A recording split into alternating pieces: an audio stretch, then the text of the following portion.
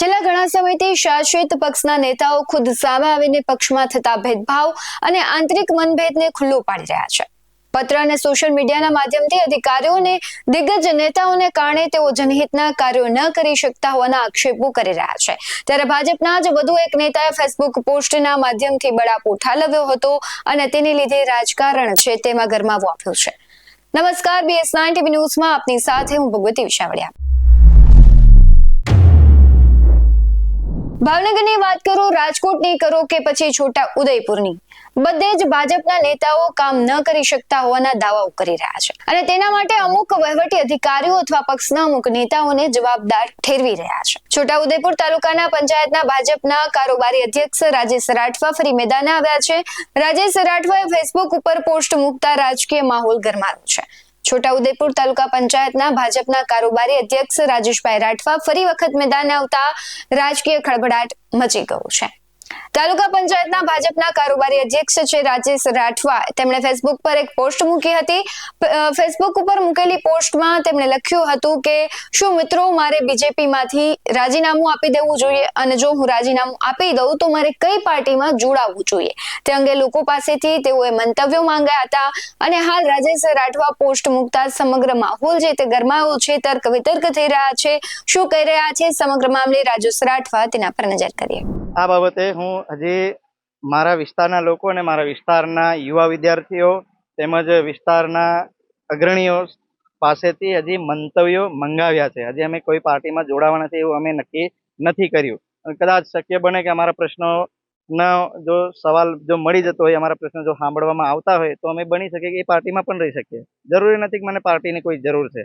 કોઈ પણ પાર્ટી, માત્ર ભારતીય જનતા પાર્ટી, આમ આદમી પાર્ટી કે રાજકુમાર રોત હોય કે કોંગ્રેસ પાર્ટી, મને મારા વિસ્તારના જે લોકો કહે છે એ લોકોનું સાંભળીને એ લોકોના નિર્ણય બાદ અમે નિર્ણય કરીશું.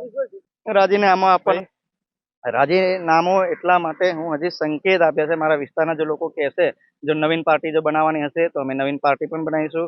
જો જરૂર જણાય તો બીજી અન્ય પાર્ટીઓ ઘણી બધી છે, તો એ પાર્ટીઓમાં પણ અમે જવાની, સમાજ સાથે જવાની તૈયારી રાખીશું. છોટા ઉદેપુરમાં જગ જાહેર છે, એમાં કોઈ એવિડન્સની જરૂર નથી. અધિકારીઓ નથી સાંભળતા, એના માટે પૂર્વ સાંસદશ્રી લઈને હાલના વર્તમાન સાંસદશ્રીઓએ પણ લેટર લખી ચૂક્યા છે કે અમારું વહીવટી તંત્ર નથી સાંભળતા. કોઈ છુપી વાત નથી અમારા માટે.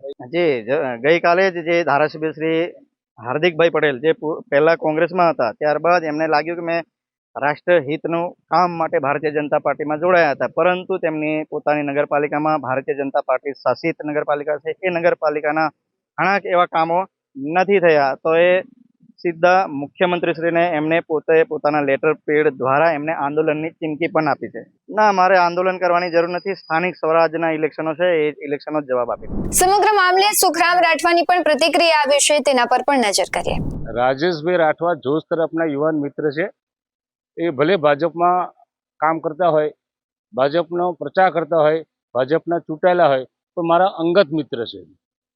અને આવા બધા મિત્રો કામ કરતા જો ભેગા થાય તો અમે સંગઠન સર્જનનો પ્રોગ્રામ ચલાવી રહ્યા છીએ, એમાં જોઈન્ટ થાય તો અમને આનંદ થશે. દેખો ભાઈ, અત્યારે આ વોટ્સઅપ યુગ છે. વોટ્સઅપ યુગમાં મારે કોઈ બીજાને ત્રીજાને લોકોમાં લાવી રહેવું હોય તો કંઈક ને કંઈક ગતકડા કરતા હોય છે. આ ગતકડું તો નથી ને, કાં તો ભાજપને પ્રેશર આપીને દબાવવાની વાત તો નથી ને, એ જોવાનું રહ્યું.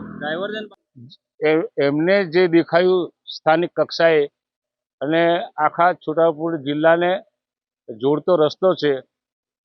ઉદયપુરની પ્રજા હેરાન થાય, મધ્યપ્રદેશની પ્રજા હેરાન થાય. સ્વાભાવિક છે કે લાગણીવશ થઈને પણ આ યુવાન મિત્રે એ આક્રોશ રજૂ કર્યો હોય, એ એમના પક્ષનો વિષય છે, અમારો પક્ષનો વિષય નથી. આવા અનેક કિસ્સાઓ તાજેતરમાં જ સામે આવ્યા છે, જ્યાં ભાજપના જ નેતાઓ સફાળે સક્રિય થઈ ગયા અને હવે કામ કરવા માટે તેને અધિકારીઓ છે તે રોકી રહ્યા હોય, તેને ગાંઠતા ન હોય તેવો આક્ષેપ કરી રહ્યા છે.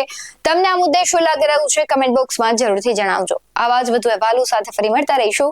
તમે અમારી YouTube ચેનલને સબસ્ક્રાઇબ કરવાનું, અમને Facebook અને Instagram પર ફોલો કરવાનું ભૂલશો નહીં. બાકી અમને અપડેટ્સ મેળવવા માટે જોતા રહો BS9 TV ન્યૂઝ. નમસ્કાર.